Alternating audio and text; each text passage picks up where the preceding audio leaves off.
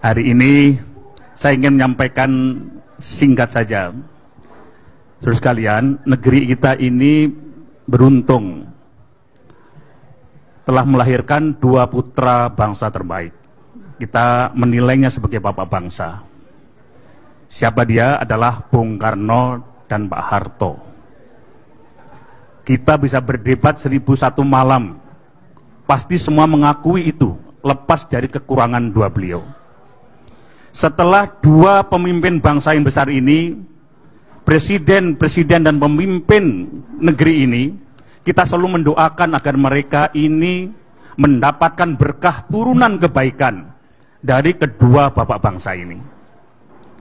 Nah, sebentar lagi kita akan mengikuti perhelatan 2024. Hari ini kita semua menyaksikan negeri kita, saya setuju dengan Rahma, tidak dalam keadaan baik-baik saja. Kita berada pada lorong gelap yang mencekam, yang kalau kita biarkan, saya termasuk khawatir. Saya dulu pernah selama 4 periode di parlemen merasa khawatir tidak secemas ini terhadap situasi terakhir. Meskipun banyak juga kemajuan-kemajuan, tapi dibanding dengan ancaman gelap, situasi gelap di depan mata kita, utamanya adalah perpecahan negeri, saya wajib mengatakan sebagai keluarga besar kami, mengatakan bahwa kita cemas di titik yang di ubun-ubun kita.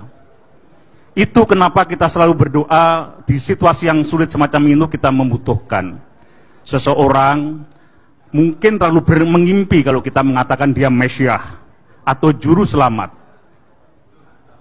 Kita membutuhkan itu, saudara sekalian. Kita membutuhkan figur yang kita anggap bisa kita pasrahkan, bahwa figur itu nanti kelak bisa memimpin kita semua melewati masa-masa yang sulit itu. Di sini saya berbangga, salah satu kader terbaik kami, Mas Anies Baswedan, alhamdulillah tersaning Gusti Allah Subhanahu wa taala, beliau telah diantar mulai di pintu takdir sebagai satu-satunya calon presiden yang sudah resmi diumumkan dan mendapat tiket untuk itu. Rugi besar negeri ini kalau orang sebaik Mas Anies Baswedan kemudian dipinggirkan atas nama kekuasaan, atas nama ketidaksenangan, atas nama kecemburuan, atas nama keinginan-keinginan yang mengkhawatirkan katanya. Saya mengenal beliau utamanya ketika kami sama-sama aktif di Gajah Mada dulu. Saya termasuk yang bersaksi terhadap siapapun mengatakan bahwa khawatir terhadap Anies Baswedan itu terlalu di pojok kanan. Saya ingin beritahukan kesaksian kami ketika kami masih bersama-sama dulu masa-masa muda itu. Anies Baswedan, saya nilai, kita menilai sebagai kawan yang tahu kiprahnya ketika awal-awal sebagai aktivis ya. Saya anggap kajian nilai sebagai orang yang paripurna berbicara tentang kebangsaan.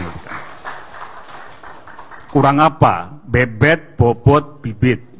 Kakek beliau semua kita tahu adalah salah satu tokoh pahlawan kusuma bangsa yang dihormati. Kalau kemudian ada kekhawatiran akan membawa negeri ini kemudian ke pojok yang kanan, pertanyaannya pojok kanan yang mana? Bahkan beliau sendiri, bagi kami yang keluarga muslim, rata-rata misalnya, saya mohon maaf Mas Anies, biasanya kemudian kita wajibkan anak-anak kita untuk berjilbab misalnya. Beliau biasa saja, bahkan untuk setingkat itu, kita menghormati posisinya itu. Terus sekalian, hari ini tokoh Anies Baswedan yang merupakan keluarga besar kita, dalam posisi yang tidak mudah. Bacaan saya, dan bacaan saya tidak pernah salah Mas Anies. Saya telah mencium gelagat selama sekian periode saya di gedung parlemen, saya tahu tentang tekliwernya politik setidaknya. Saya bisa membau apa yang terjadi. Sekarang posisi Mas Anies tidak mudah, karena situasi dan banyak jeglongan, jebakan yang ada. Masih banyak duri-duri depan kita. Padahal tokoh lain tidak diperlakukan seperti itu. Kenapa begitu? Wallahu a'lam bishawab. Biasanya Mas Anies, tokoh besar itu akan lahir lewat situasi yang sulit dan tidak mudah. Tepuk tangan.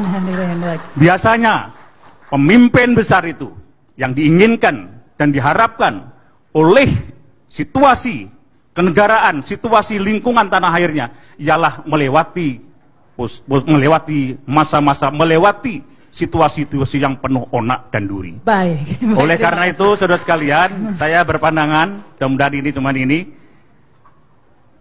nanti tiba saatnya orang-orang yang banyak diem, termasuk saya dan banyak kawan lainnya, pada saatnya silent majority akan tidak terbendung lagi untuk menyampaikan halalan toyiban, hak dan yang diperlukan untuk menyelamatkan negeri yang kita cintai ini.